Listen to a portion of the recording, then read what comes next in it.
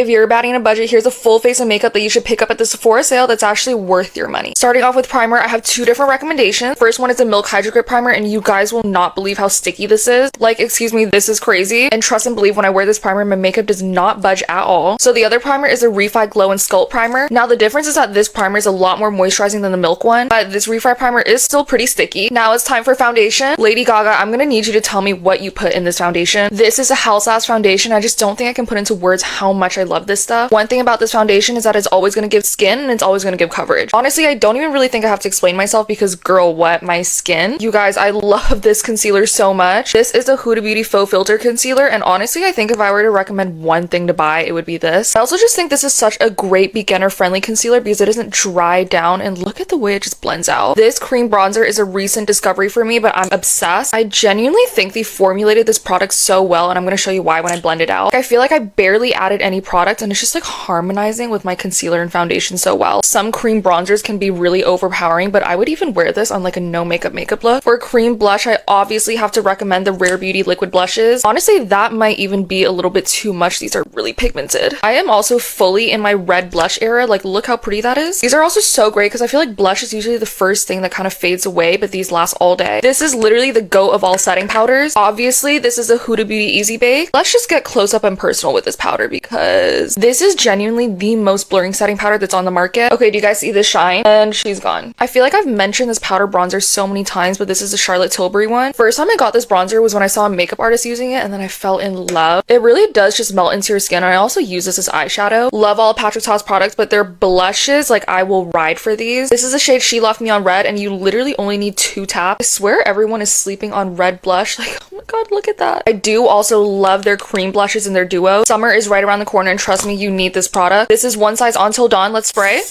I was gonna say she's waterproof, but honestly, I want to say life proof. If I put on a full face and I ran a marathon, I would bet money that my makeup will still look pretty perfect after I use this. This Hourglass lip combo is the sexiest lip combo. Starting off with the Hourglass lip liner in the shade Candid. These glide on extremely easily, and I also just love that they're long lasting. But this right here is really the magic. This is an Hourglass Gloss Bomb. This one's in the shade Red, and just look at my lips. Like, you're joking, what? Absolutely stunning. And this is the finished look of a full face of makeup that you should get at the Sephora sale that's actually worth your money. Let me know if you also love some of these products and we end up picking them up at the Sephora sale.